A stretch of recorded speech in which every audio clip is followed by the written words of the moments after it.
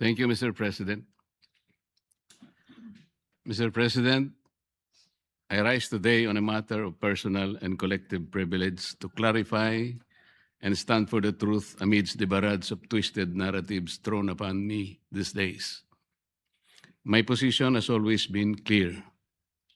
We will protect what is rightfully ours and firmly uphold our rights under international law. Any statement alleging that I said, suggested, or implied that we should give up the Calayan Island Group is completely false. I have never wavered on this principle, Mr. President, and I will not allow misinformation to distort what we all profess to die for.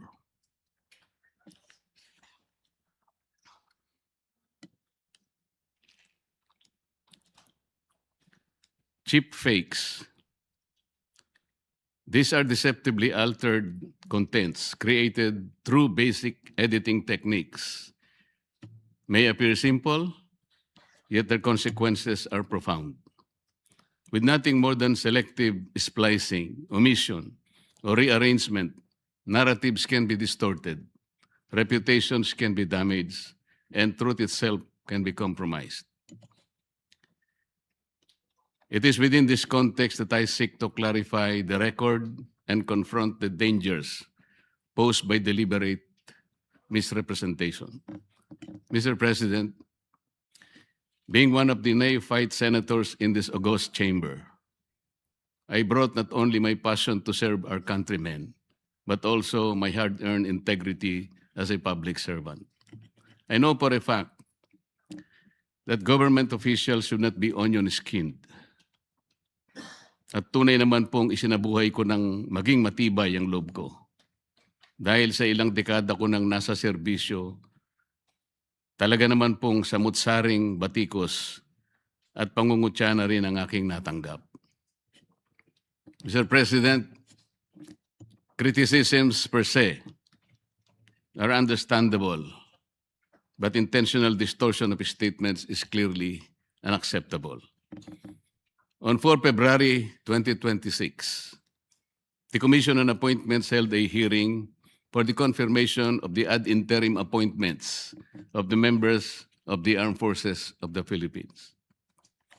During the said confirmation hearing, I underscored that the Philippine Exclusive Economic Zone, EEZ, and the West Philippine Sea, WPS, are legally distinct from each other, emphasizing that the 2016 arbitral award clarified only the country's EEZ and continental self-entitlements and did not rule on the issue of WPS.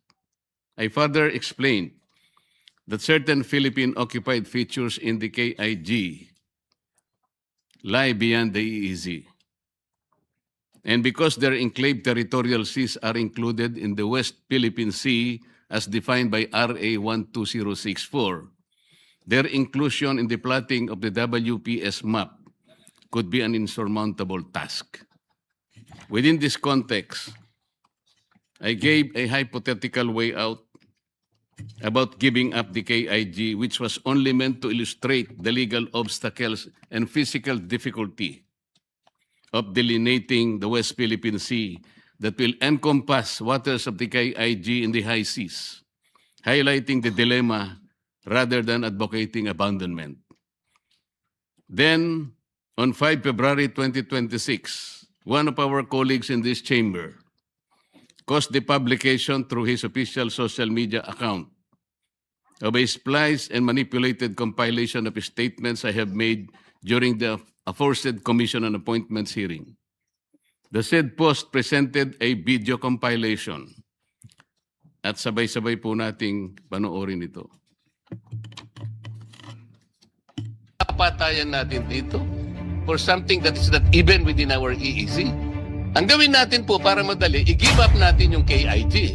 Ang nag-govern pa rin yung international law. So atin yung Calayan Island Group. We call now on Captain Jess B. Pilar, Philippine Navy, the most senior among the officers now under consideration. Meron po tayong mga isla na occupied natin ngayon. Ito yung Kalayaan Island Group. Ngunit, They are way, way beyond our EEC. Wala doon sa limit ng ating exclusive economic zone. Being a member of the armed forces, ours is our rights and our future, and we just stick to what is legally ours, what is stated in our law, sir. I'd like to congratulate you for responding very well to the questions of the Honorable Marcoleta. At first glance, Mr. President, the video may appear to convey precisely the narrative it was designed to suggest. However, that impression is fundamentally misleading.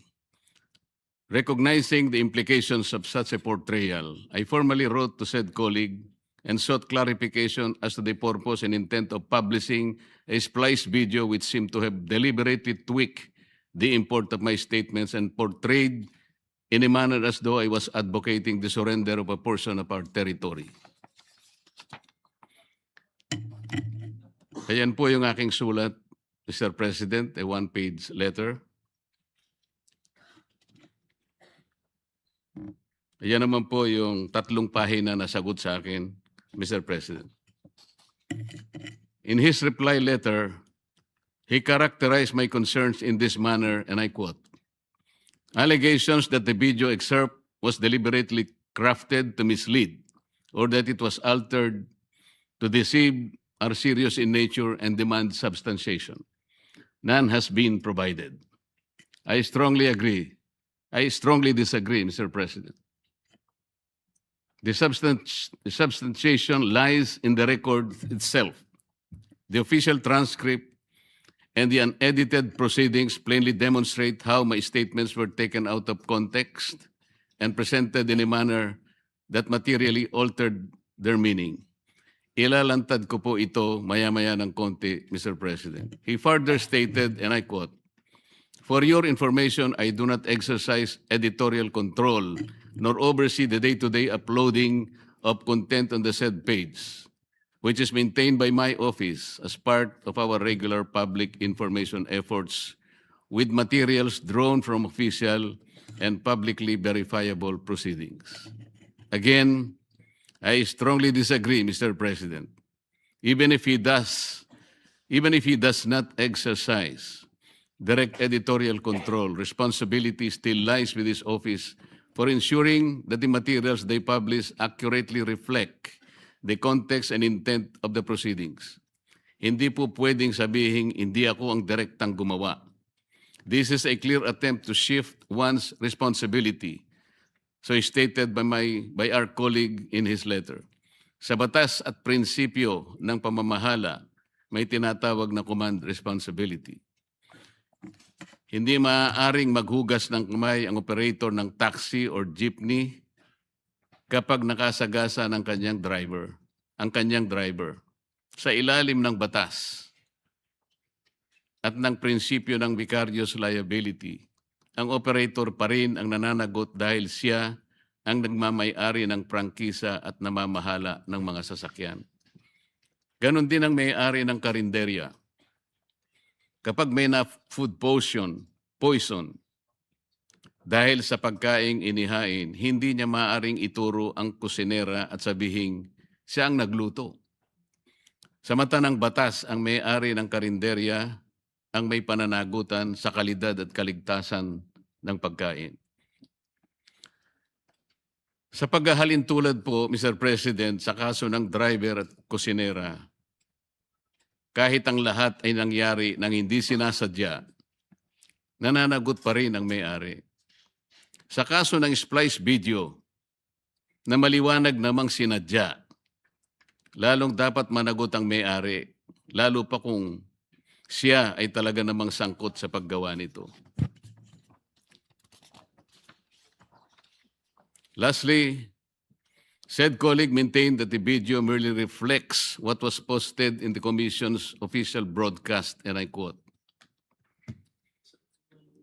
"Be that as it may, an objective viewing of the subject video would show that it is merely an excerpt from the official live broadcast of the Commission on Appointments hearing." Again, I strongly disagree, Mr. President. The truth is, It is a corrupted excerpt taken from the official live broadcast of the Commission on Appointments, presented in a way that selectively edited or rearranged my words for the purpose of distorting the meaning and misleading the people. Mr. President, his explanations do not address the central issue.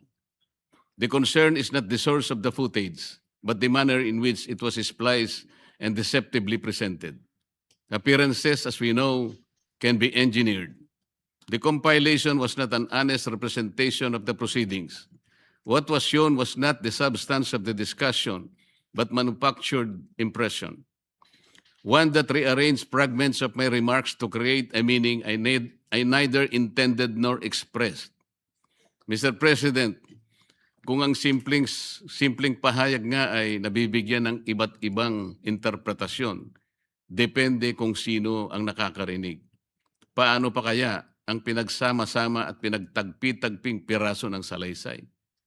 Hindi ba't mas maraming malilihis sa tunay na konteksto at mensahe na nais maiparating?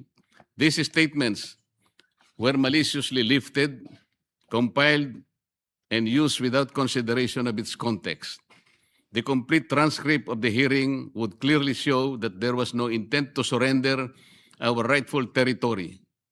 As I previously said, it was only to illustrate the Herculean task of delimiting the West Philippine Sea in relation to the enclave territorial seas of each of the occupied and claimed features in the Kalayaan Island Group, most of which lie in the high seas. Mr. President, in the interest of transparency and fairness, I will be presenting the original video excerpts from which the circulated clips were taken, alongside the edited compilation that was posted on our colleagues' official page, and the pages of the transcript where it was lifted from. By laying them side by side, we and the public will clearly see how particular statements were extracted from different portions of the hearing and rearranged in sequence to construct a narrative that did not exist in the actual exchange. The comparison will demonstrate in concrete terms how selective cutting and reordering of remarks can transform a hypothetical illustration into what falsely appears to be a categorical position. In doing so, I seek clarity so that the record may speak for itself, complete and unaltered.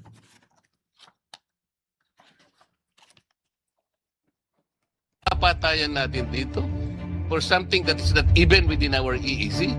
Ang gawin natin po para madali, i-give up natin yung KIG. Ano ba talaga ipagpapatayan natin dito? We will offer our lives, including the lives of our children, and to die for it, for something that is not even within our EEC. Ang gawin natin po para madali, i-give up natin yung KIG. Then, mako-coordinate na natin lahat. But until and unless nandun yung KIG, wala nga po nasa labas po ng ating exclusive economic zone. Paano po malalagay sa entire West Philippine Sea? Mr. Chair, kaya po yun ang dahilan, hindi po tayo makagawa ng mapa para sana ma-submit na natin. And in our lifetime, we will able to see doon sa entire stretch ng South China Sea, lalabas doon ang West Philippine Sea. Ang video na nasa kaliwa, Mr. President, ay nagmula sa Facebook page ng ating colleague.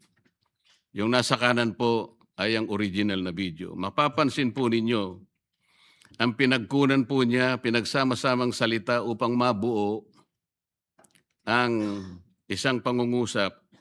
Katulad po ang nakalagay sa yan pong nakikita ninyo, yung kulay pink po sa baba, nakalagay, Senator Marcoleta, ano ba talaga ang pinagpapatayan natin dito for something that is not even within our EEC? Ang gawin po natin para madali, i-give up natin yung KIG. Tingnan po ninyo yung mga phrases, mga parirala, mga salita na nakukulayan ng yellow. Doon po niya kinuha lahat yun at pinagdugtong-dugtong. Yung una pong nasa yellow ay page 22, line 9. Yung CCA live timestamp po ay 10649 to 10652. Yung pangalawa pong nasa yellow at yung pangatlo page 22 lines 10 to 12. CA live timestamp 10658 10704. Diyan po ninyo makikita na pinagdugtong-dugtong lang po ang aking sinabi para sa ganon makapagporma ng isang pangungusap na mag-iiba ang kanyang kahulugan. Ang pahayag kong ito, Mr. President, ay matatagpuan sa page 22, line 9 at lines 10 to 12 ng CA transcript of stenographic notes noong ika-4 na Pebrero kung saan tinanong ko sila kung alam na ba natin ang ating coordinates sapagkat ang ating mga kasamaan sa armed forces ay nakikipagpatayan upang proteksyonan o protektahan ang ating teritoryo kahit na wala pa tayong kasiguraduhan sa hangganan nito.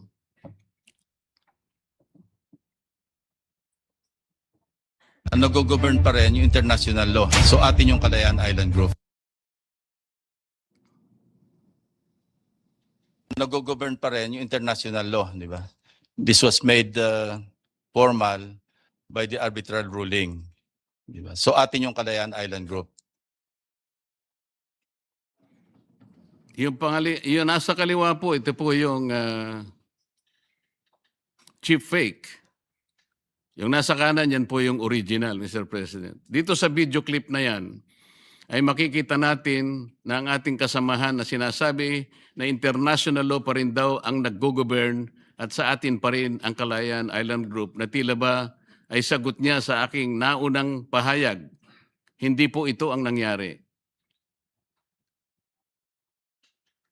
Ayan po ang tunay na pagkakasabi, Mr. President.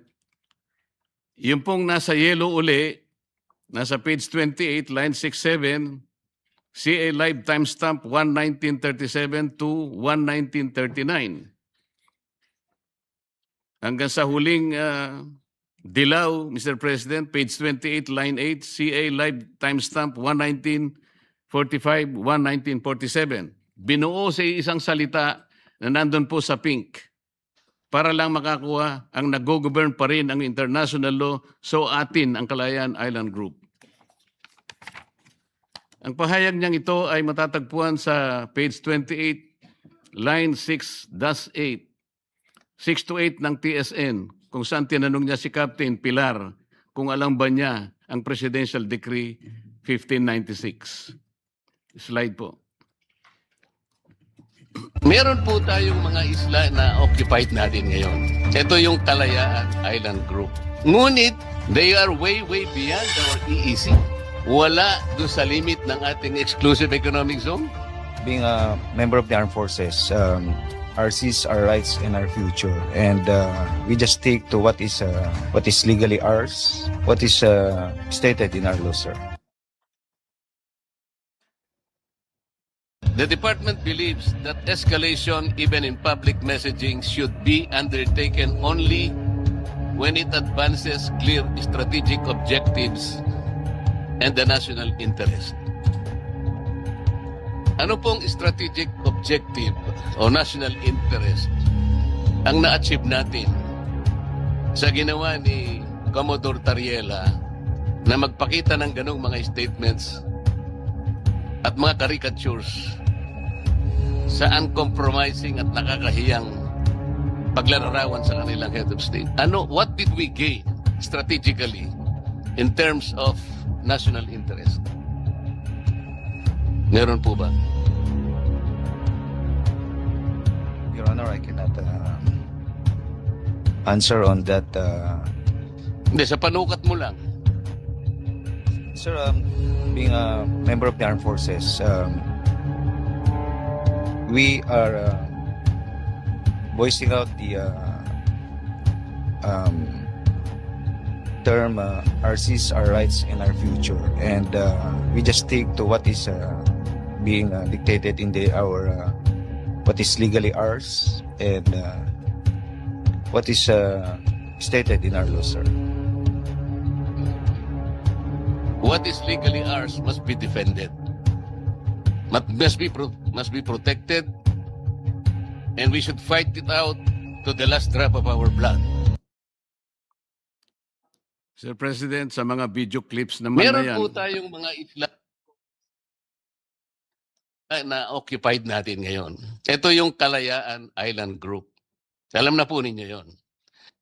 Meron tayong 4 na features in the Kalayaan Island Group. Ito po yung Pagasa, yung Parola, yung Kota, at yung Lankiam. Captain, alam po ninyo yan. Incidentally, Mr. Chairman, itong 4 na features na occupied ng ating bansa, they are way, way beyond our EEC. Wala po sila sakop ng EEC. Alam po ba ninyo yon, Captain? sa mga video clips na yan po, Mr. President, yan na po talaga nagkagulo-gulo. Ang mga pahayag kong ito ay matatagpuan sa page 19 at page 20 ng TSN, kung saan aking tinalakay ang Kalayaan Island Group at ang saklaw ng arbitral ruling. Ayan po yung mga salita na nasa nakukulayan ng kulay dilaw na kanilang pinagdugtong-dugtong para magawa po yung isang pangungusap na nandyan po sa pink color.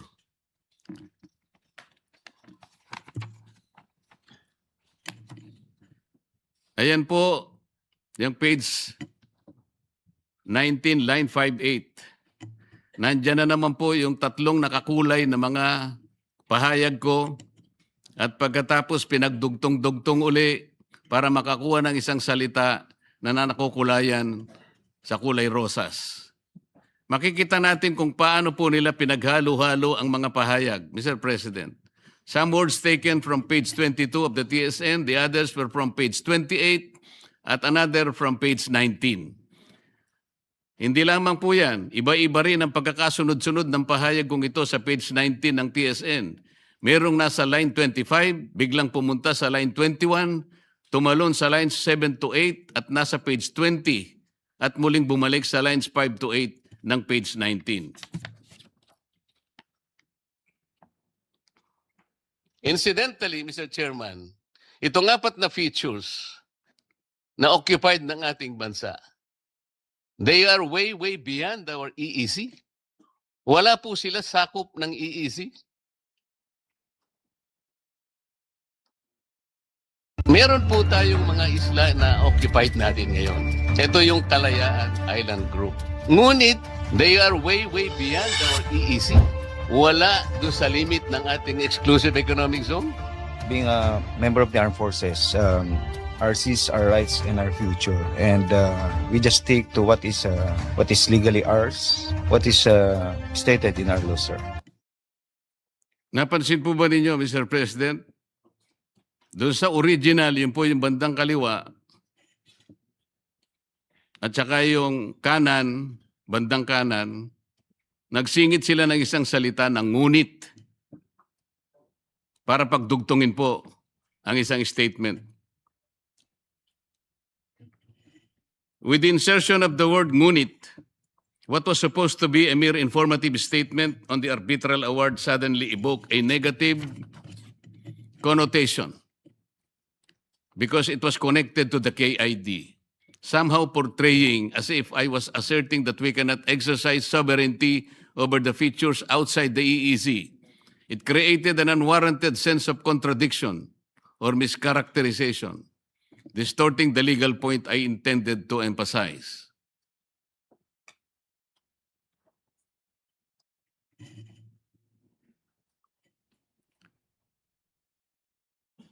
Ayan po ang order of events, Mr. President.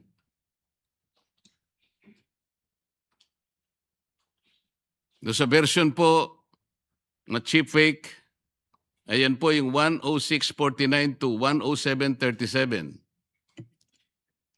At ang timestamp po sa CA's live feed,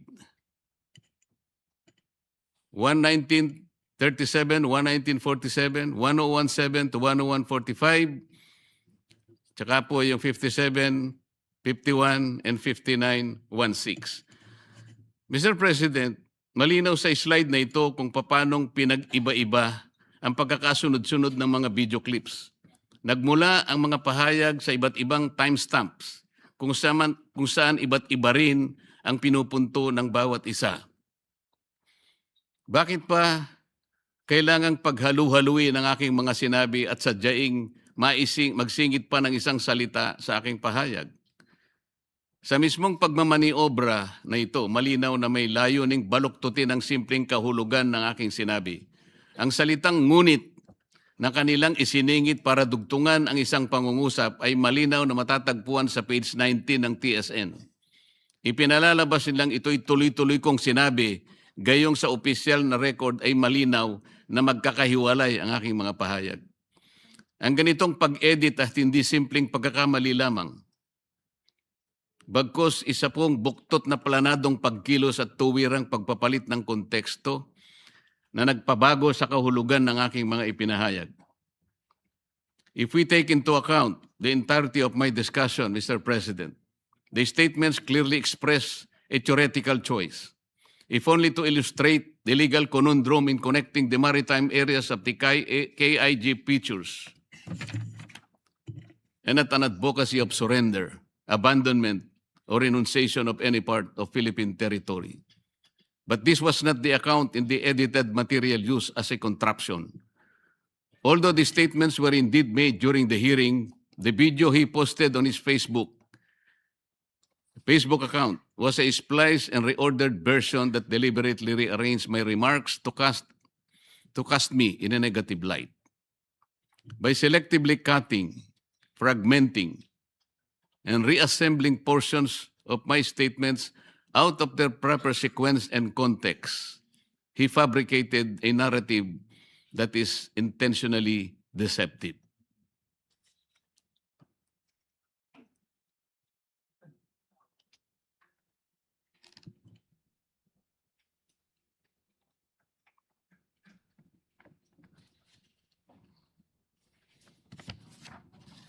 Sa mga slides na nakikita po natin, Mr. President, makikita rin natin kung paano umalingaw-ngaw ang epekto ng nasabing splice video sa iba't ibang TV networks, pahayagan sa social media, at sa mga kilalang personalidad sa politika. Mula sa isang inedit at pinagputol-putol na presentasyon, nabuo ang isang naratibong mabilis kumalat. Agad pinaniwalaan ng ilan at walang habas na ibinahagi nang hindi sinuri ang kabuuang konteksto ng aking mga pahayag.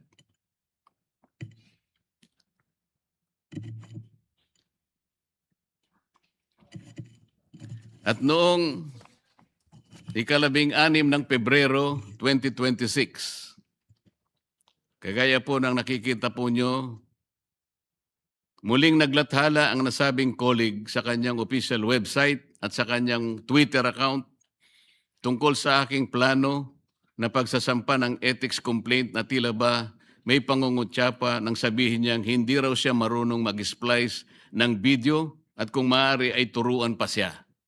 Ayan po ang nilagay niya. Ang ganitong pahayag na wari pagbibiro ay isa lamang paraan ng pag-iwas, ngunit halata naman na ang paratang ay hindi naitanggi.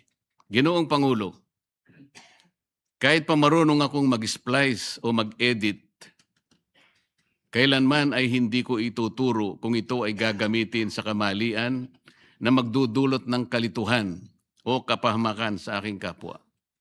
Ang sabi nga niya, ang tama ay ipaglaban, ang mali ay labanan.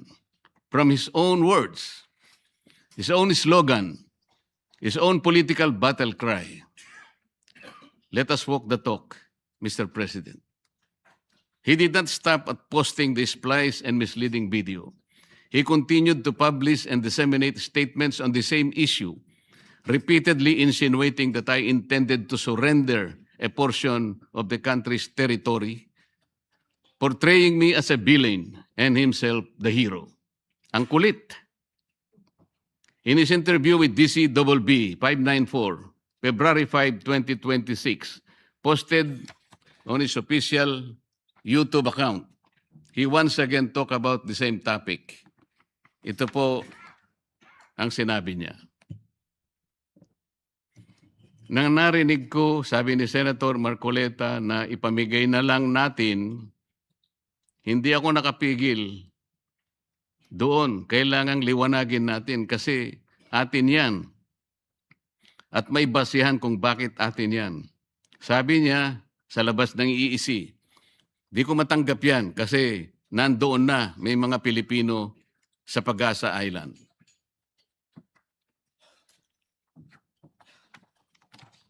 On February 7, 2026, sa nakikita nating social media post, ayan po, Mr. President. The same colleague once again utilized his official Facebook page, website, and other social media accounts and published an article discussing the Kalayaan Island Group, asserting that relinquishing it would be tantamount to surrendering the entire nation. Through this subsequent posting, he reinforced the same insinuation and misleading narrative previously advanced, a narrative anchored on a distorted interpretation of my statements rather than on the true record of the proceedings. This development, Mr. President, naturally raises serious questions. What objective is being served by repeatedly advancing this narrative? Bakit tila ako ang palagi niyang tinatarget? Ano ang tunay na layunin ng patuloy at piling pagtutok laban sa aking mga pahayag at paninindigan? Ano bang dahilan at kinakailangan niyang baluktutin ang aking mga pahayag at ipilit ang isang salaysay na malinaw na taliwas sa aking tunay na paninindigan? Mr. President, truth cannot be distorted by editing, nor can integrity be blemished by manipulation. Every issue needing public discourse should start and end in floor debates in this chamber, not in the cover and comfort of partisan media. When statements are deliberately stripped of context and repackaged to mislead the public, the injury is not merely personal, it is institutional. It corrodes trust, distorts democratic debate, and undermines the very standards of fairness this chamber is duty-bound to uphold.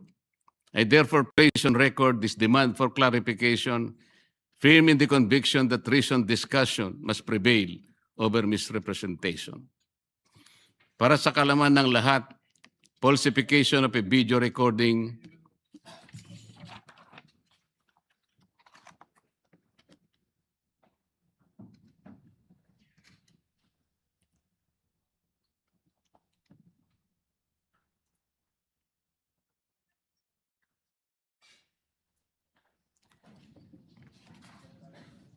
the deliberate manipulation, alteration, or fabrication of a video output to deceive, misrepresent, or to create false evidence.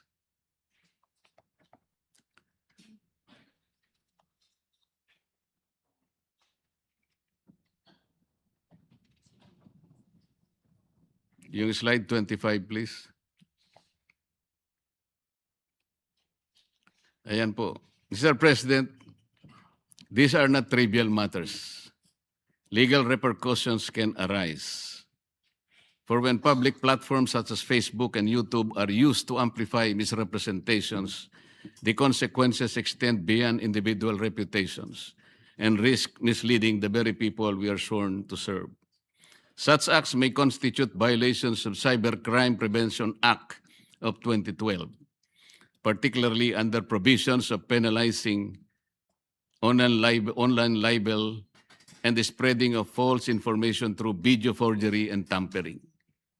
Lest we forget, the sacred wordings of the PMA Honor Code and Honor System, so ingrained in the hearts of every cadet, are cast in stone. Let me quote this, Mr. President. The Honor Code is our pride as it is our heritage. We will hold its trust long after we have left the gray line. We will be guided by its principles of fearless truth regardless of consequence, a sine qua non in our profession of arms. Our code does not deviate from the universal concept of honor. It demands the truth, nothing else but the truth, both by act and implication. Each cadet becomes a zealous guardian to his earmark of the Corps. and will report another or himself for a violation of honor. It is in keeping this priceless legacy from our predecessors that we seek to transmit it unblemished to the unending gray line. Mula sa PMA Code, Ginoong Pangulo, dalawa pa lang napaka-importanting tanong ang dapat masagot ng bawat kadete ng Philippine Military Academy. Una, do I intend to deceive? Pangalawa, do I intend to take undue advantage? If a cadet can answer no to both questions, he is not guilty of any honor violation. Ngunit kung hindi ka naman makakasagot ng hindi sa dalawang tanong na ito, wala kang karapatan upang matawag na marangal.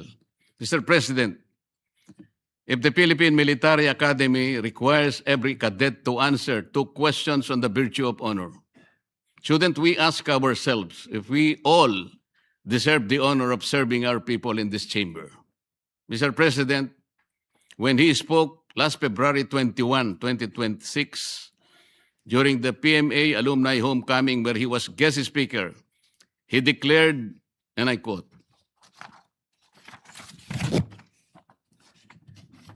"If the test of courage and loyalty transpires during times of danger, integrity is tested in positions of power and influence, especially when no one is looking."